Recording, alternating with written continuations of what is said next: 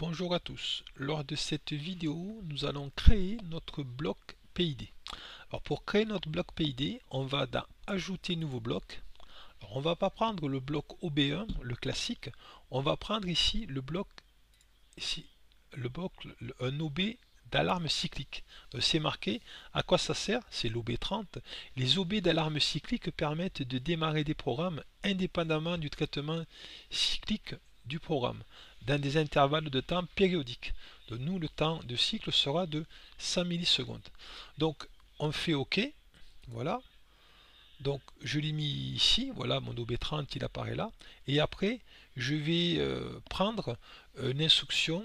Je vais prendre l'instruction ici. Alors c'est pas de base bien sûr, c'est dans technologie. Donc ici, on va prendre le PID contrôle. PID compact, je me mets là, je le déplace, je le mets ici. Donc je l'appelle PID compact 1. Ici OK. Je le baptise.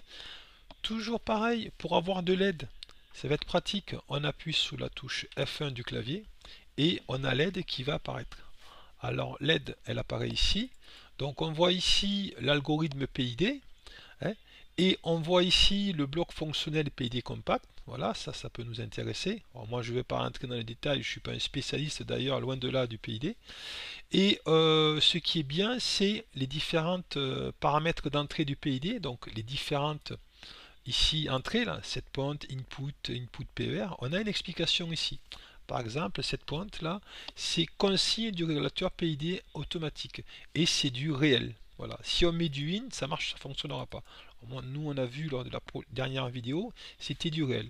Après, on va utiliser input PER, c'est du int, le type de données c'est du int et c'est une entrée analogique. Nous, c'est notre cas, on a une entrée analogique, donc ce sera du input PER, etc. Donc, on va faire ça. Donc ici, on va prendre cette pointe, donc on a dit c'est du réel, c'était notre MD10. Donc ça, c'était la consigne que nous, on va mettre depuis notre IHM, on a déclaré. Input, on ne va pas l'utiliser, on va utiliser input PER parce qu'on a une mesure analogique ici de notre entrée analogique, une mesure de niveau d'eau. Et ensuite, output, on va prendre output PER parce que c'est pareil, c'est une sortie analogique, donc là on aura du QW100. Voilà. QW5, on a déclaré la vanne de remplissage. Donc tout simplement, on a déjà fini.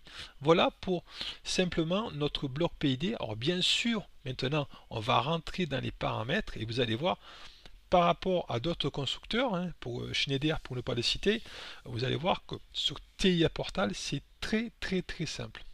Voilà pour cette vidéo.